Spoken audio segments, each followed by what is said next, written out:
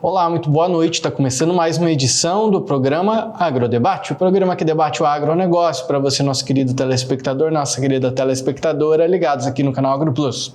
Desde já, obrigado pela sua companhia. A partir de agora, uma hora de debate com as principais questões aí que envolvem o agronegócio e que tem alguma coisa a ver com o agro, hein? Ou se não, tudo a ver com o agro, né?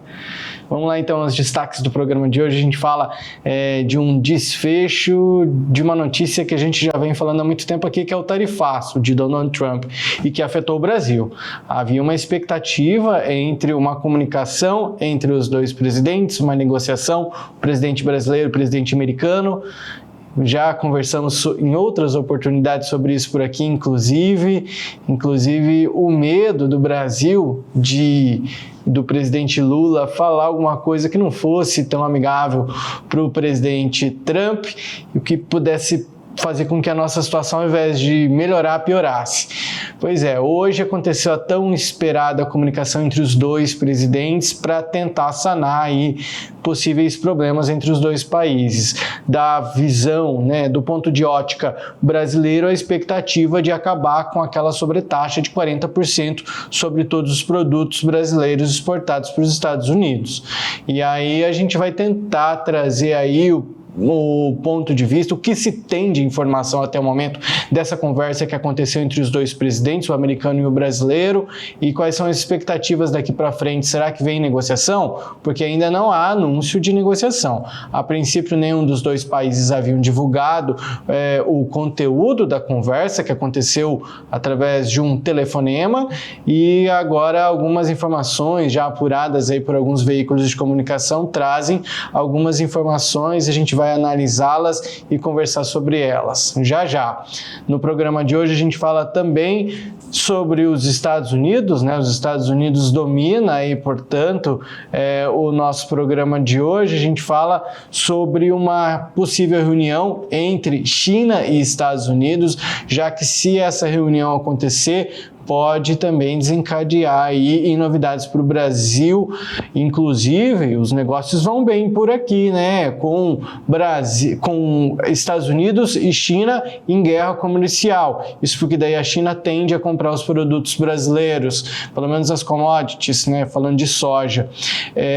E por isso, se houver aí uma resolução entre o problema entre os dois, o comércio entre China e Estados Unidos pode voltar ao normal e o Brasil voltar a perder com isso. Então a esperança é que as coisas fiquem ruins entre os dois países.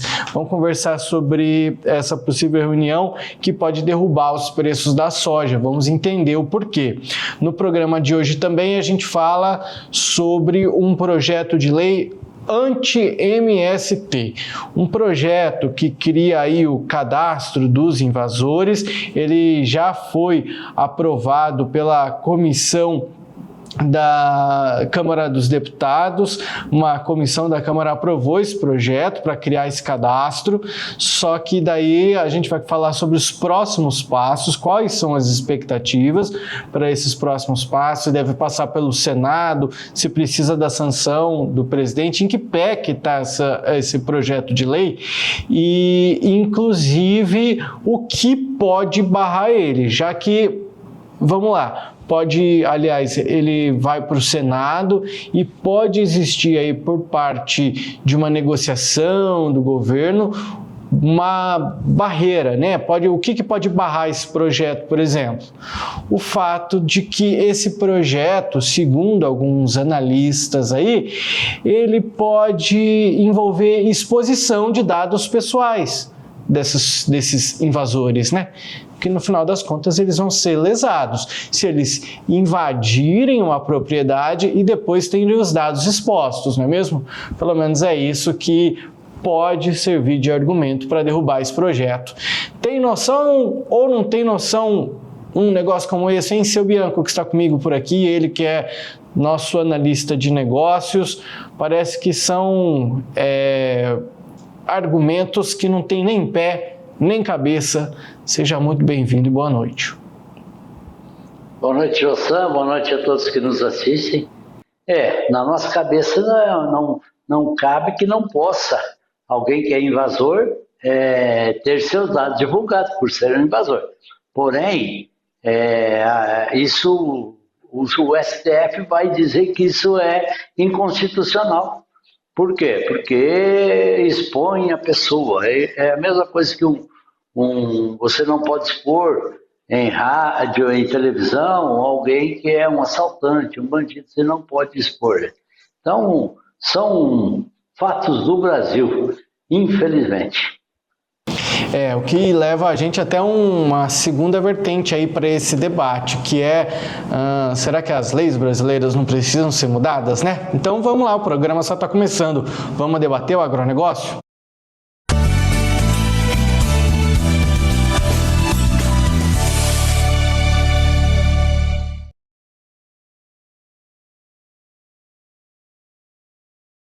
No primeiro assunto de hoje a ser debatido, a gente fala, claro, sobre essa conversa aí, né, entre os dois presidentes, o americano e o brasileiro, que finalmente bateram um papo aí a respeito das tarifas. Bom, vamos às primeiras informações apuradas. Inicialmente, nenhum dos dois governos haviam divulgado informações, né? O telefonema ele foi mantido em sigilo pelos governos dos dois países, mas depois aí, até mesmo nas redes sociais, como é o caso de Donald Trump, como ele gosta de se comunicar com o seu público, né, através das redes sociais, ele fez uma publicação. O governo brasileiro divulgou uma nota oficial por parte do Palácio do Planalto no site oficial, e ali algumas informações foram extraídas. Ainda a gente vai com essas informações, né, com essas duas vertentes. Ainda tem também outros veículos de comunicação que apuraram informações, como é o caso da CNN Brasil, que a gente traz também algumas fontes que são da CNN Brasil por aqui, como é o caso da notícia de que essa ligação estava prevista para as 10 horas da manhã e que o Trump disse ter gostado da conversa com Lula e falou de se encontrarem pessoalmente, né? Nas redes sociais, como eu disse, Donald Trump, ele confirmou que a ligação ela foi mais focada em comércio, economia, o que subentende, né? Ou seja, a gente não tem o conteúdo total da conversa, mas a gente entende que eles conversaram ele afirma que eles conversaram sobre comércio e economia, e a gente entende que o tarifaço está nessa conversa. Na nota do governo do Palácio do Planalto, no site do governo, afirma que o presidente Lula descreveu o contato como uma oportunidade para uma restauração das relações amigáveis de 201 anos entre as duas maiores democracias do Ocidente. Na nota, o presidente Lula disse que recordou que o Brasil é um dos 3 países do G20 com quem os Estados Unidos mantêm um superávit na balança de bens e serviços. Ele solicitou, segundo a nota, a retirada dessa sobretaxa de 40%, né, imposta a produtos nacionais e das medidas restritivas aplicadas contra autoridades brasileiras. Seu Bianco, essa era uma conversa que era muito aguardada. Na semana passada, eles haviam se encontrado, por mais que, segundo Donald Trump, por 20 segundos ali nos corredores da ONU, onde eles tiveram aí um breve papo, trocaram algumas palavras, segundo Donald Trump. Donald Trump tinha até sinalizado que Lula era uma boa pessoa e que eles poderiam fazer negócios.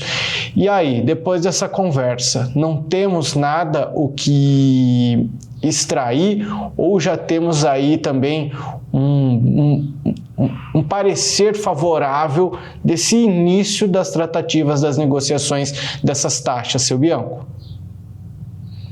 Jussan, como a gente já tinha comentado semana passada, né, eles quiseram manter tudo isso em sigilo. Por quê? Porque agora cada um dá a sua nota e os dois dizem que saíram ganhando. E ótimo, assim vai ser bom e tal. Exigiram que não houvesse a filmagem, nada. Por quê? Porque um simples erguer de sobrancelha, que um fala, o outro ergue a sobrancelha, um nariz torto, o quê? Já dá muito comentário. Então, foi ótimo. Estamos esperando que os dois tenham se entendido, o presidente Lula, pelo menos, intermediado principalmente com o Alckmin, né? Parece-me que ficou agora daqui para frente para tratar do assunto entre o Alckmin e o senador lá da Casa Branca, né? Ficaram para essas tratativas. Então, isso é excelente para as duas partes, né?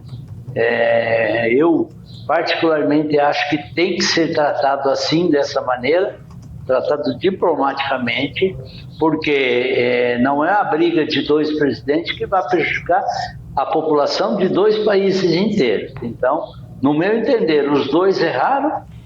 O presidente Lula errou quando disse que queria criar uma moeda com os BRICS, isso prejudicava muito os Estados Unidos, e aí o presidente Trump quis contra-atacar, falando disso aí, falando do Supremo Tribunal brasileiro. Então, no meu entender, agora se chegou para as tratativas e eles estão vendo que os dois estavam errados e que estavam prejudicando quem? A população dos seus próprios países. Dessa maneira, encontramos assim um meio termo para que os dois possam dizer que não perderam e que se volte pelo menos à normalidade. No final das contas, o que parece que está acontecendo é todo aquele teatro que já era esperado, né? Ambos erraram e agora, para não ficar feio, completamente feio para um ou feio para outro, faz-se um teatro para chegar a um denominador comum, que não sabemos ainda qual é e que há a expectativa, claro, de ser um denominador bom, um resultado bom. Bom, o senhor falou, o presidente Trump, ele designou o secretário de Estado Marco Rubio para dar sequência às negociações com o vice-presidente Geraldo Alckmin. O chanceler Mauro Vieira também e o ministro da Fazenda Fernando Haddad devem aí participar dessas tratativas junto com o secretário de Estado Marco Rubio, que é o secretário americano no caso. Ambos os líderes, eles acordaram encontrar-se pessoalmente em breve, diz a nota que está no site do Palácio do Planalto, e o presidente Lula disse ainda, falou de uma possibilidade de encontro entre eles numa cúpula lá na Malásia. Ele reiterou o convite de Trump para participar da COP30 em Belém e também se dispõe a viajar para os Estados Unidos. Ou seja, a gente está vendo muita cordialidade, seu Bianco. Existe uma expectativa de um acordo favorável para o Brasil? Na sua opinião, o que seria um acordo favorável? A retirada das taxas? Vai ter que abrir mão de alguma coisa? Ou o que seria agradável, tendo em vista todo esse imbróglio aí? Eu acredito que em breve serão tiradas as taxas, certo? Voltaria ali para os 10% e deixa seguir. O que me agrada nisso daí que você estava falando também, José, é que possivelmente o Trump pode vir na COP30. E isso eu acredito que para o produtor brasileiro, para nós que somos o país que mais preserva, seria excelente. Por quê? Na reunião lá que o Lula foi nos Estados Unidos, o que o Trump fez? Ele criticou muito lá dentro da sala do próprio, aonde era a reunião, ele criticou muito as próprias pessoas ali, aqueles líderes ali daquela reunião. Então, acreditamos que poderia ser também, se ele viesse na COP30, que ele tivesse. E ele tem, né, esse pensamento progressista, esse pensamento de preservar quem produz, principalmente foi por isso que eles saíram do Tratado de Paris, para não prejudicar a economia e as indústrias norte-americanas. Se ele viesse com esse discurso de que temos que prestigiar quem produz e criticar principalmente ambientalistas, ele criticou lá na ONU o aquecimento global, que a ONU sempre defendeu o aquecimento global, então ele criticou muito em cima disso. Imagina ele dentro da COP30 falando que o aquecimento global é tudo uma mentira, como sempre foi. Nós não temos pessoas com capacidade, com jeito de falar isso. Agora, para nós, produtores rurais, ter esse sonho de que ele pudesse vir aqui e ele falasse esses números principalmente de aquecimento global, que não é o produtor rural que muda o clima do planeta, isso para nós seria fantástico. Será que nessas negociações existe até uma possibilidade do Brasil estar oferecendo uma espécie de palanque, ou seja, um acordo entre os dois países para dar palanque para Donald Trump aqui dentro do Brasil, principalmente aí na COP30, por exemplo? Isso pode estar nas tratativas. Não estamos falando que é uma apuração que a gente está trazendo aqui, mas uma possibilidade ou não, na sua opinião? É muito uma possibilidade, e o Trump gosta muito de um palanque, quando tem todos os holofotes internacionais, todo mundo olhando, ele adora isso. Então, de repente, se ele pudesse vir, a gente não sabe qual o discurso que ele vem, né? Mas a linha de pensamento dele é a linha de produção, é a linha de coisa, que aquecimento global não existe, que isso são fatores do próprio globo terrestre, né, do próprio mundo. Então isso seria espetacular para nós, como produtores rurais, para provar que nós preservamos muito e estamos preservando além daquilo que o planeta exige. É uma possibilidade, mas acho que o Lula não faria isso, ou o senhor acha que faria? Já que ele iria contra a própria base de governo dele, né? Ele iria contra a linha de pensamento dele, que eles não têm essa linha de pensamento. Quem tem essa linha de pensamento é o pessoal mais da direita, que é o próprio Trump, né? Essas pessoas têm esse alinhamento, porém o Lula não tem esse alinhamento. Mas o Lula, ele tem, não sei qual é a estratégia dele, mas ultimamente ele tem se mostrado, ele tem usado termos que eram majoritariamente usados pela galera da direita, como, por exemplo, a soberania. Isso sempre fez parte do discurso da direita, o termo soberania. E o presidente Lula, ultimamente, tem usado e muito o termo soberania. Isso parece uma estratégia. Se a gente for analisar aí, quando se trata de estratégias, parece até certo ponto ser uma estratégia dele de se aproximar com o agro. Ele já tem dado e tomado algumas medidas que se aproximam um pouco do agro brasileiro, e isso parece até uma medida eleitoreira, uma maneira dele ganhar mais eleitorado para as próximas eleições. Então existe também essa possibilidade dele estar tentando se aproximar, e às vezes de maneira bem quieta: ei, Trump, vamos fazer o seguinte, você vem aqui, eu te dou palanque, mas você também não fala que eu permiti você falar isso. Jossan, eu acho que o Lula não teria pelo menos esse discurso que você comentou. Ele pegou essa carona da soberania em virtude de que o Trump falou do Supremo Tribunal Federal.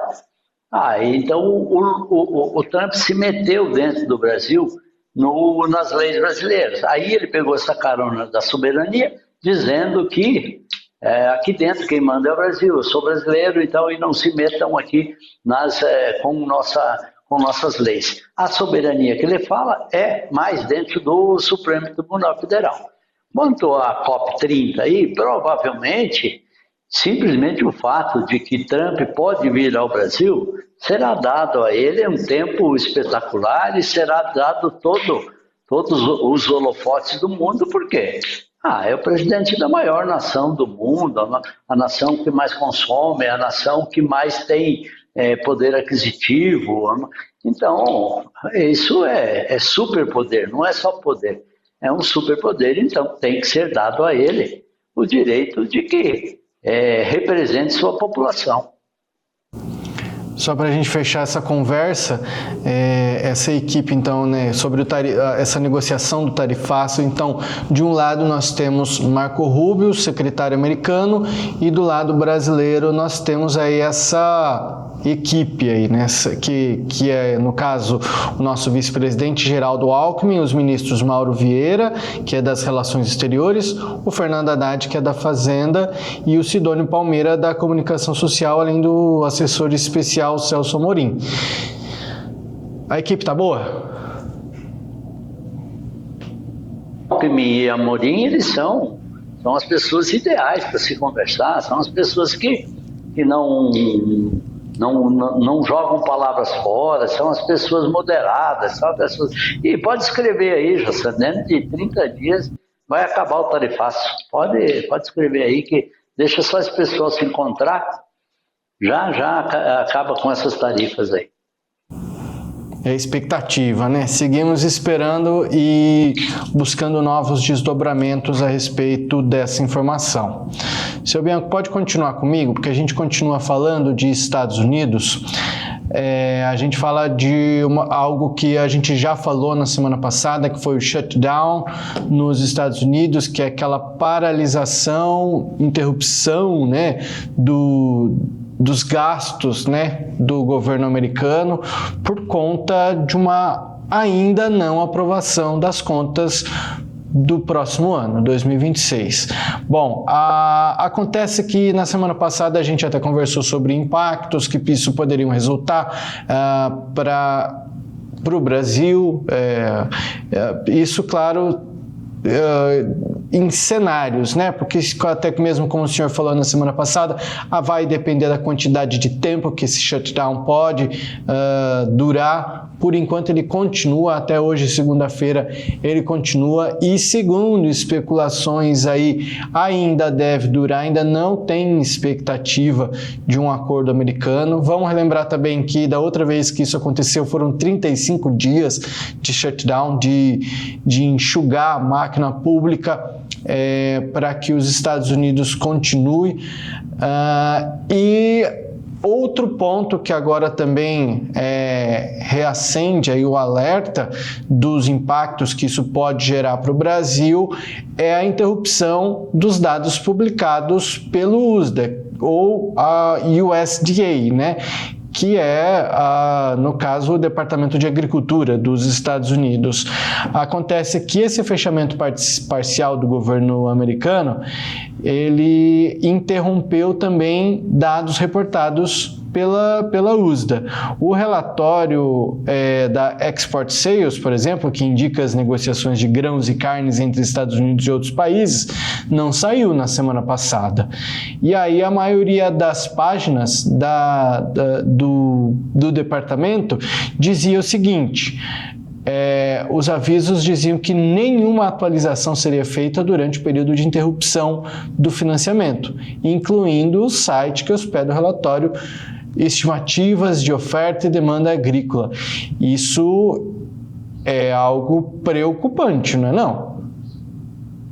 Porque que interessa ao Brasil ou aos brasileiros, esses dados são os dados que movimentam ou preveem a economia durante uma semana ou durante um mês. Os dados do abate de suínos, o abate de bovinos. Mas para a gente, aqui no Brasil, a gente tem muito no abate de bovinos uma escala, que é o quê? Uma ordem. Toda semana se diz quantos bovinos tal frigorífico vai abater. O frigorífico, conforme tem uma oferta de gado para ele abater, ele vai fazendo uma escala. A escala dura o quê? Essa semana quem é que vai abater? Ele precisa bater 1.000 bois, ele vai comprar 500 bois do Jossan, 300 do José e mais 200 do outro. Fechou a terça-feira, a quarta-feira sim, e vai. De repente ele tem uma escala para 20 dias, tem uma oferta de gente querendo vender para 20 dias. De repente ele tem uma escala para quantos dias? Só para 7 dias.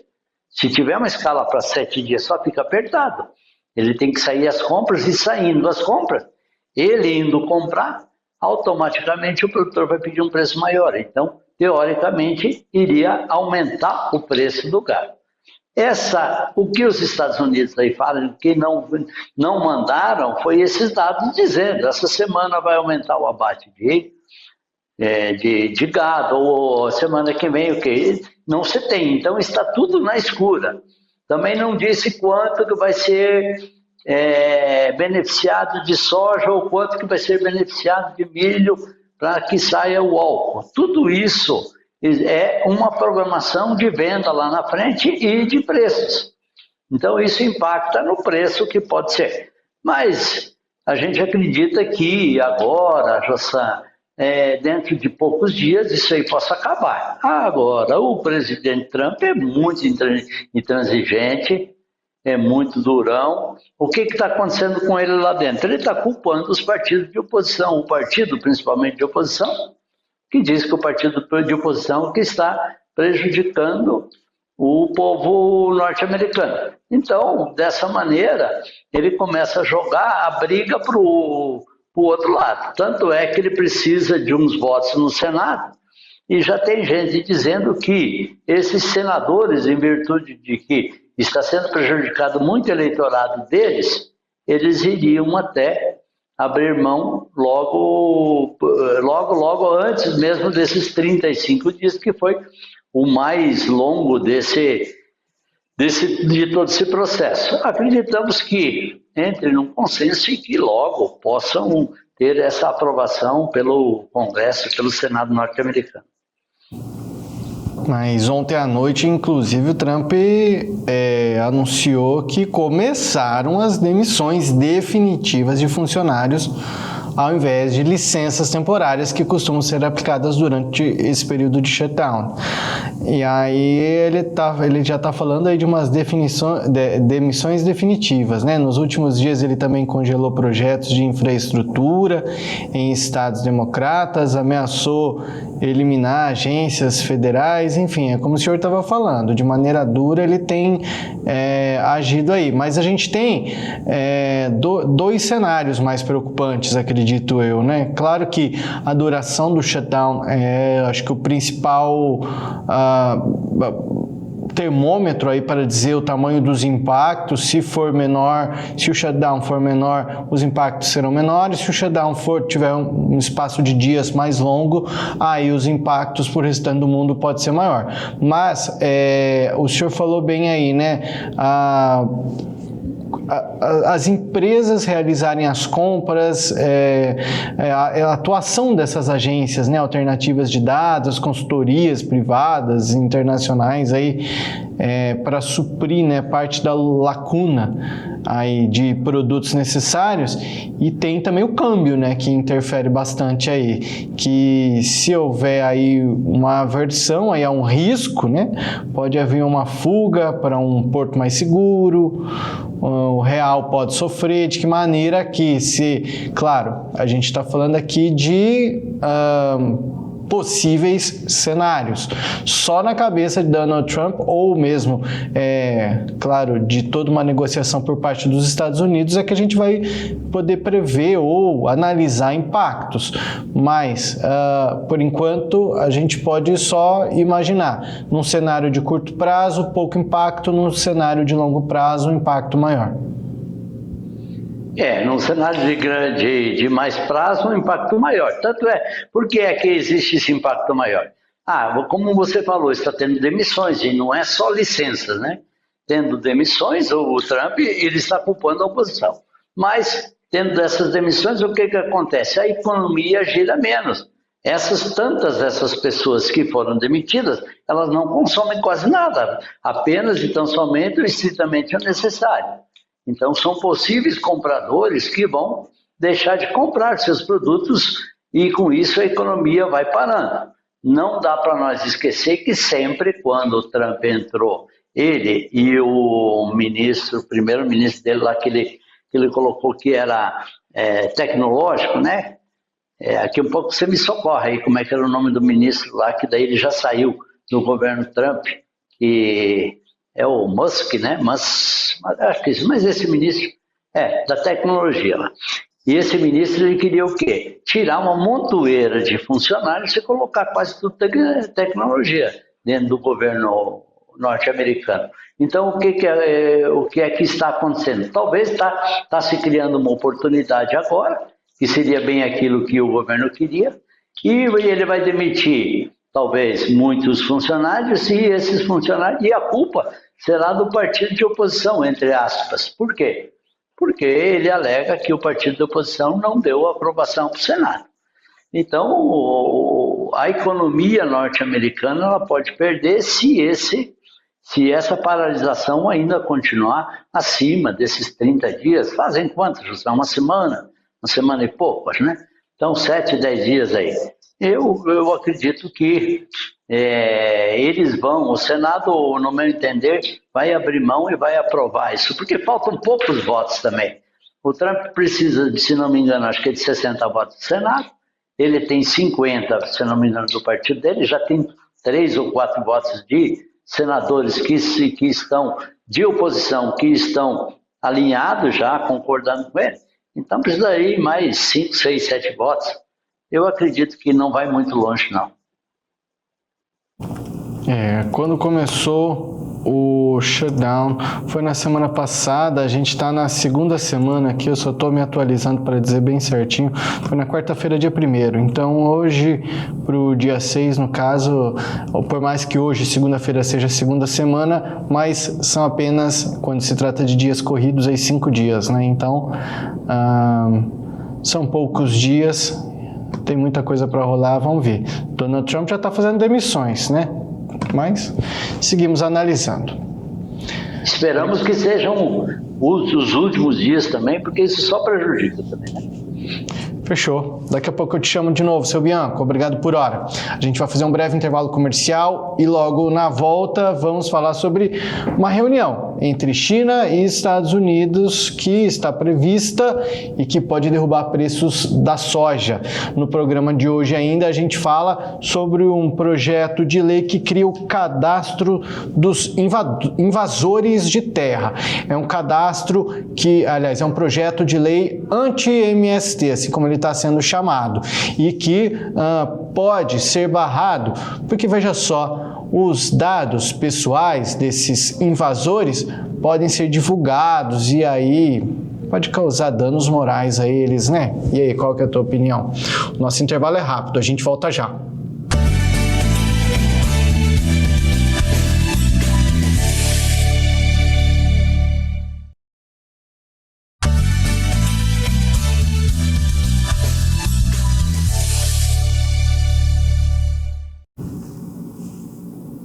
O Agrodebate dessa segunda-feira, dia 6, está de volta. Obrigado a você que continua conosco. Você que chega agora, seja muito bem-vindo. Nosso próximo assunto é a reunião entre China e Estados Unidos, que pode derrubar a soja.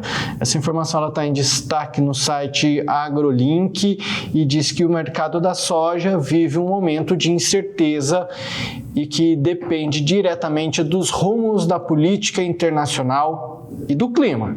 Segundo a análise da TF Agroeconômica, a próxima reunião entre Donald Trump e Xi Jinping será determinante para a tendência de preços. Caso haja um acordo comercial entre os dois países e a China volte a comprar a soja americana, os contratos em Chicago devem subir e os preços no Brasil cair, o que indicaria a venda imediata. Por outro lado, se a China optar por reduzir a dependência dos Estados Unidos e priorizar apenas a América do Sul, a CBOT pode cair, mas o Brasil manteria preços relativamente altos, ainda que o lucro do produtor seja reduzido diante do aumento da safra local. Seu Bianco, chega comigo de novo aqui, porque a gente está torcendo para que não aconteça acordo nenhum aí entre China e Estados Unidos, porque por enquanto a coisa está boa por aqui. O brasileiro estava torcendo para que desse um telefonema entre o Trump e o Lula, e agora estamos torcendo para que não haja um telefone entre Trump e o presidente chinês. O produtor brasileiro já é um pouco complicado para o produtor, né? Um pouco ele tem que torcer para chover, um pouco tem que torcer para dar sol, um pouco tem que torcer para que tenha o adubo, no outro dia o adubo subiu e não voltou, e um dia então agora mais isso para somar, torcer para que o Trump não ligue para o presidente chinês, e se ligar para que eles briguem.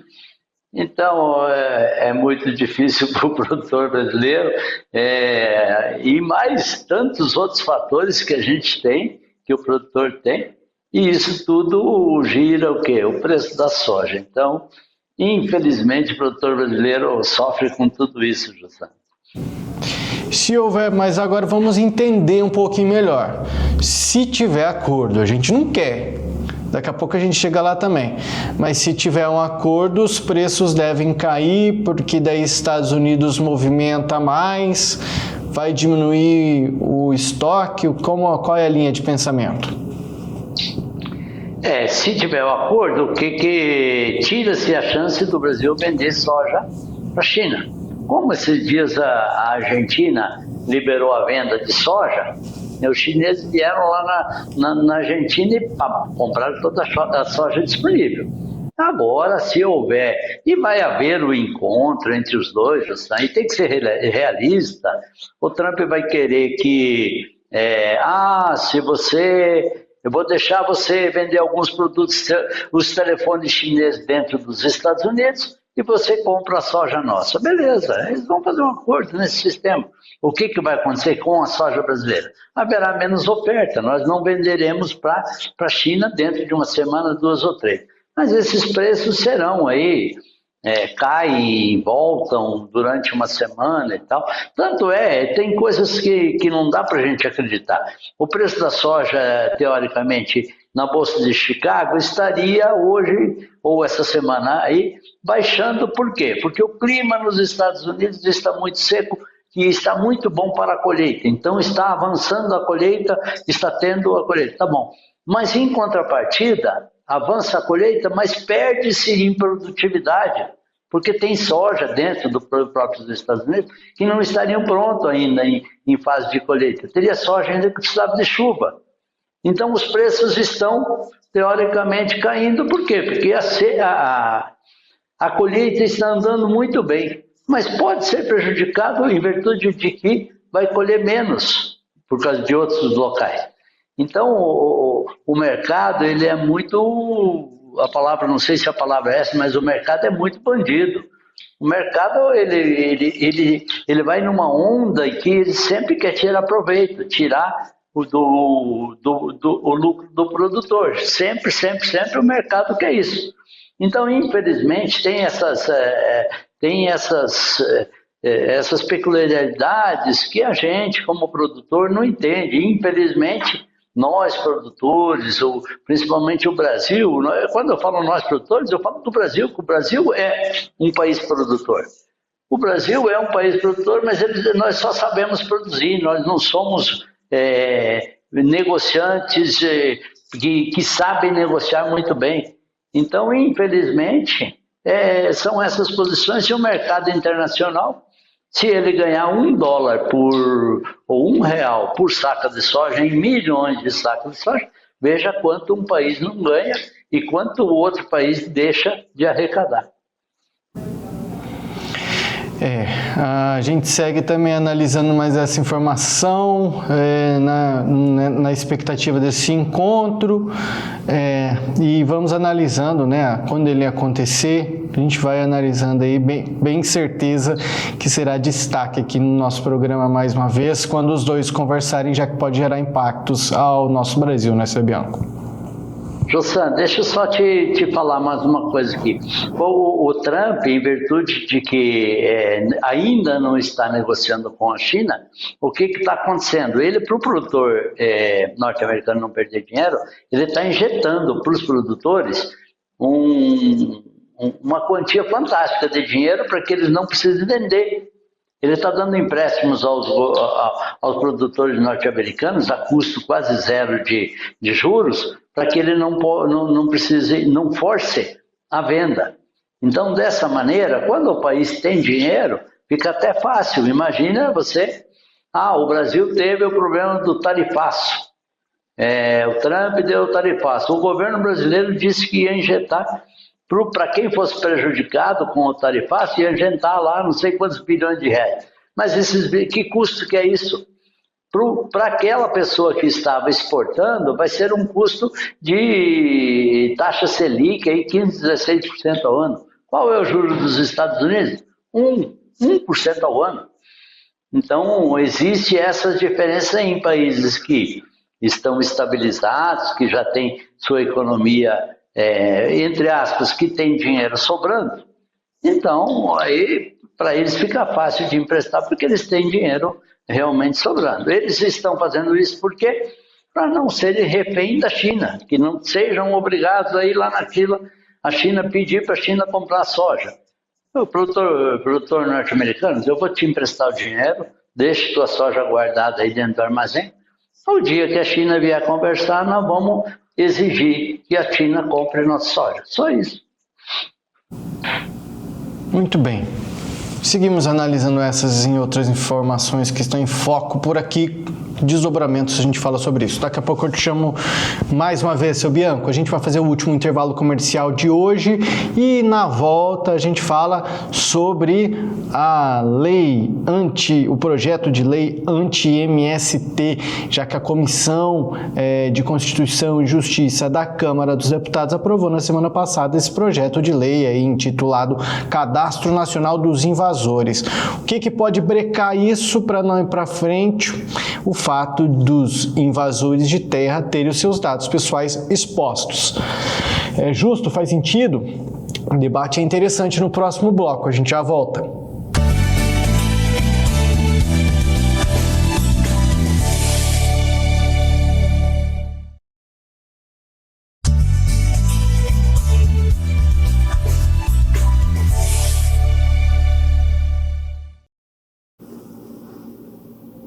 Agrodebate está de volta dessa segunda-feira aí, 6 de outubro.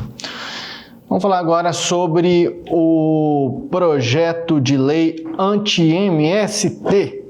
A comissão da Câmara dos Deputados, a Comissão de Constituição e Justiça, da Câmara dos Deputados, ela aprovou na quarta-feira passada o projeto de lei chamado Cadastro Nacional dos Invasores, também chamado como projeto anti-MST, e que tem como alvo o movimento dos trabalhadores rurais sem terra. Essa proposta ela determina a criação de uma lista nacional com os nomes das pessoas envolvidas em invasões de terras. Ela é de autoria do deputado federal Rodolfo Nogueira, que é do PL do Mato Grosso do Sul, da bancada ruralista, e ele foi aprovado por 37 votos a favor, 15 contrários. Com isso, o projeto ele pode seguir diretamente para análise do Senado Federal, não precisa passar pelo plenário da Câmara. No entanto, ainda é possível apresentar um recurso, o que pode ocorrer caso a base do presidente Lula reúna o número necessário de assinaturas para levar o projeto ao plenário da Câmara. Ou seja, com o número de votos que teve, os 37 a favor e 15 contrários, da comissão não precisa ir para votação em plenário na Câmara, segue direto para o Senado. Isso se o presidente Lula, com a sua bancada ali, reúna o número de assinaturas para levar o projeto. Fale assim, os deputados falem, não, a gente precisa levar para o plenário da Câmara. Quais são, por que o presidente Lula teria interesse? Bom, a gente já sabe a aliança com o MST, mas quais são os argumentos que podem ser usados para evitar que isso vá direto para o Senado, por exemplo? É muito provável que esse projeto ele enfrente aí umas ações diretas de inconstitucionalidade, ADIs, no Supremo Tribunal Federal, especialmente porque envolve a exposição de dados pessoais desses infratores aí, dos invasores, além de possíveis restrições a direitos civis de manifestantes, segurança jurídica. Seu Bianco, estou curioso.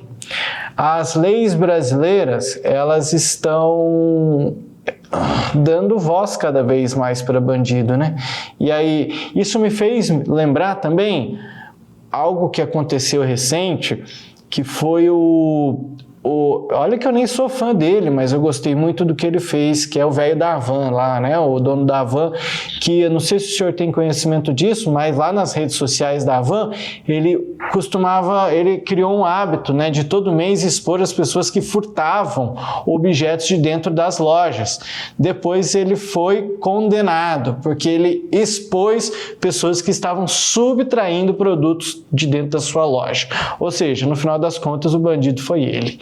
Aqui parece que a gente vai caminhar. Ainda não houve manifestação, mas tudo indica que a manifestação será para esse rumo, né? O presidente Lula, com a bancada ali na Câmara, direcionando deputados para votarem pela inconstitucionalidade. Aí traz uma ADI, né? Essa ação direta de inconstitucionalidade no Supremo Tribunal Federal, alegando que vai expor dados pessoais desses invasores e vai tirar direitos civis de manifestantes.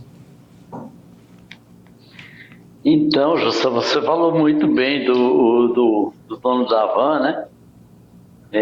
Ele começou a publicar, a maioria das pessoas já sabe, né? Costumeiramente, algumas pessoas vão dentro do comércio dele e furtam objetos. Furtam, põem por dentro do bolso, põem embaixo do casacão e levam embora. E como tem dentro dessas empresas inúmeras câmeras, ele se achou no direito de dizer, vou tornar essa pessoa famosa. Era assim que ele dizia, né? Estamos tornando essa pessoa famosa. E aí agora ele foi condenado a isso. Isso é uma aberração. Por que essa pessoa está se tornando famosa? Porque ela é uma pessoa que rouba. Então estamos dando direito a roubar. Isso é incabível, esse Brasil tem que mudar as leis. Enquanto que nós estivermos assim, vamos ser sempre reféns do ladrão. Tanto é que não se divulga em televisão, não se pode mostrar a imagem de ninguém, tanto essa imagem aí, tanto... Enquanto que não houver isso, não... Se você for no Paraguai você comprar alguma coisa, eles não fazem muito documento lá, eles fazem tipo uma nota promissória. Agora, se você não pagou, o Paraguai inteiro vai ficar sabendo que você é um cara que não paga as contas, e daí ninguém mais vai vender para você. Será que tem muito nó cego no Paraguai? Não tem. Então, a pessoa se educa assim, pelo bolso, a pessoa se educa assim, dessa maneira. Esse projeto anti-MST, na realidade, ele já existe, José. Porque o que é que tem hoje? Essas pessoas que invadem terras, essas pessoas que fazem esses complô, que reúnem todas essas pessoas, 90% dessas pessoas, elas já ganharam terra em outros locais, elas já foram assentadas, já venderam seus lotes, e daí eles buscam outros lotes para quê? Para convencer outras pessoas. E, além disso, o que é que tem também na legislação brasileira aqui? Muitas vezes a gente vê muito, e eu até particularmente bati a palma. Eu vi assim, olha, o governo está entregando o título de sem terra para a mulher, valorização da mulher, olha que espetáculo que a mulher está ganhando um lote. A mulher está... Na realidade, o que acontece mesmo na realidade? O marido dela já tinha ganho um lote vendido no lugar, e aí agora vem a mulher e ganha outro lote. Então, o que é que tem que ser feito? Esse cadastro tem que ser muito bem feito e que ele passe para o Brasil inteiro mesmo. Existe gente que precisa ganhar terra? Existe. Mas vou falar para vocês, são muito poucas as pessoas que precisam mesmo. Tem muita gente que não precisa e que vive de, entre aspas, de vender lote de sem terra, de se dizer defensores dos menos favorecidos e querendo introduzir a eles um benefício que o país não pode dar. Muito bem, e daí o projeto, vamos para a gente entender um pouco melhor, né? Ele ele prevê a exposição de dados pessoais, né, dos envolvidos nas invasões, estabelece que cabe às autoridades de segurança pública a realização desse cadastro. Daí diz assim, né, o texto, né, competirá às autoridades de segurança pública que atuarem na ocorrência, realizarem o cadastro dos invasores, os quais terão os respectivos antecedentes criminais e boletim de ocorrência também anexados a esse cadastro. Bom, e aí existe essa expectativa, né, por a base, né, do presidente Lula reunir aí o número de assinaturas para levar esse projeto.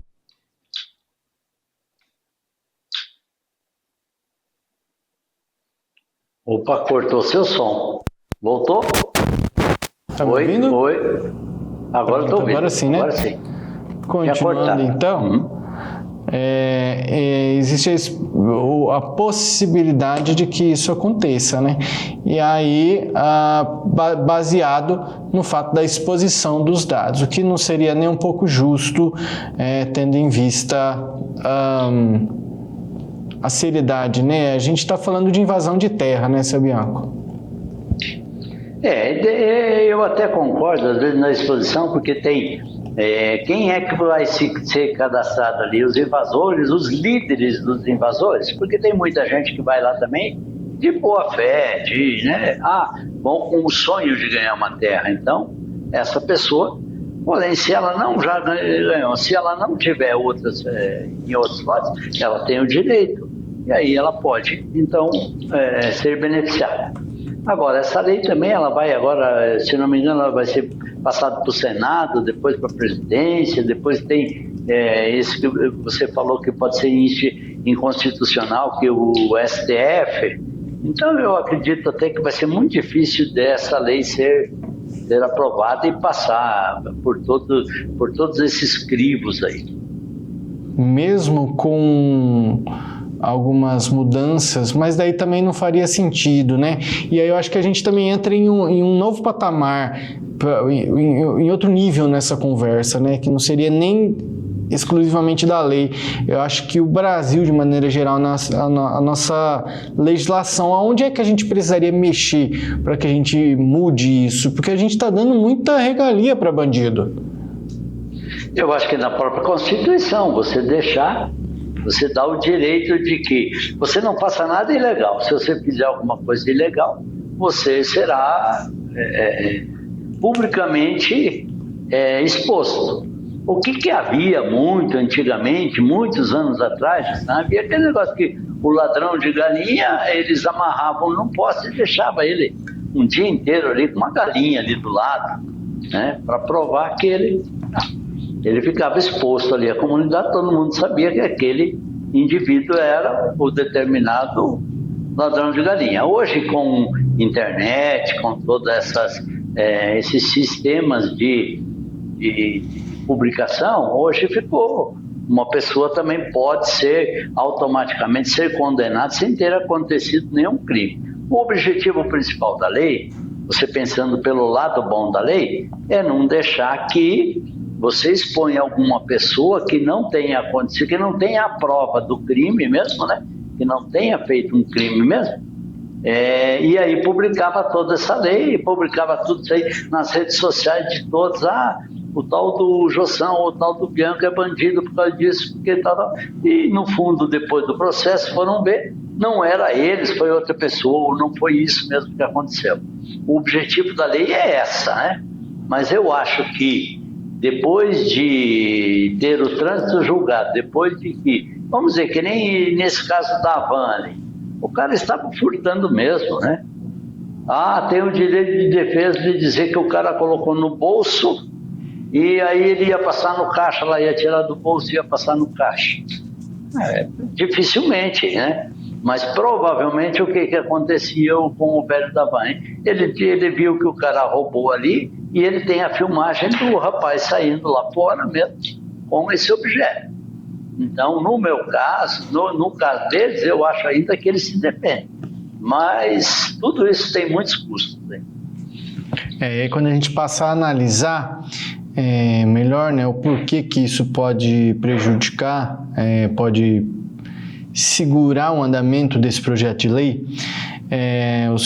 tem o princípio da legalidade, finalidade, limitação e proporcionalidade. Vamos lá. Qualquer cadastro estatal, ele deve estar alinhado com esses princípios. Ele precisa ter previsão legal clara, definir finalidade legítima, limites proporcionais e tratamento seguro.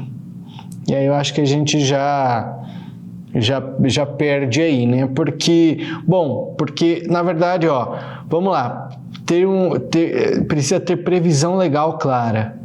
Previsão legal clara. Uma previsão na lei, bem clara. Definir finalidade legítima. Finalidade legítima. Aí eu acho que a legitimidade, eu acho que é aí que vai ser barrado.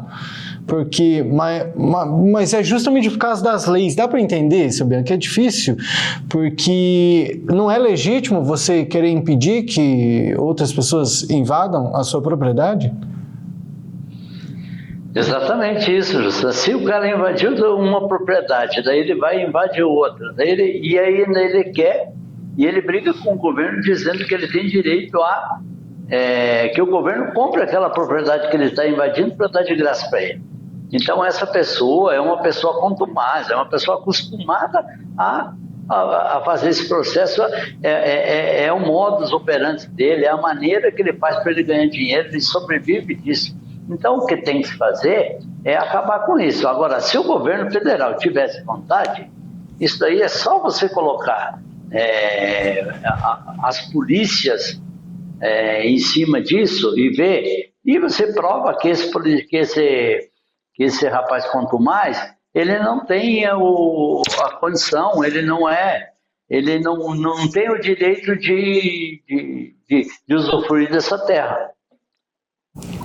Outro ponto também que preocupa é que mesmo caso fosse aprovado um projeto como esse, é uma galera muito grande. A gente falou até, teve um outro papo aqui outro dia que estavam importando índios, né? Como é que era o negócio lá do Paraguai? O senhor falou, a gente está... Tava faltando índio ali em Amambaia, aí no Mato Grosso do Sul, e eles estavam trazendo e registrando eles como brasileiros. Como brasileiros. Então, é bem provável que isso possa acontecer também, né? Porque sempre quando você traz uma lei para burlar um problema, para acabar com um problema, o ladrão vai lá e dá o jeito também de burlar essa legislação. Então, talvez usariam outros nomes, pessoas recém-nascidas, o CPF acabou de nascer, estamos colocando ali, pum, vai. Enfim. Complicado, difícil, e seguimos na esperança que esse projeto siga para frente ou que o MST... Valeu por hoje, seu Bianco. Valeu, José. Obrigado pela parceria. Boa noite para você, boa noite a todos que nos assistiram. Uma boa noite, obrigado mais uma vez pelas suas contribuições. Amanhã tem mais. Aos nossos telespectadores, ouvintes, internautas, você que nos acompanha também pelo Spotify, amanhã tem mais, viu? Uma boa noite e até amanhã.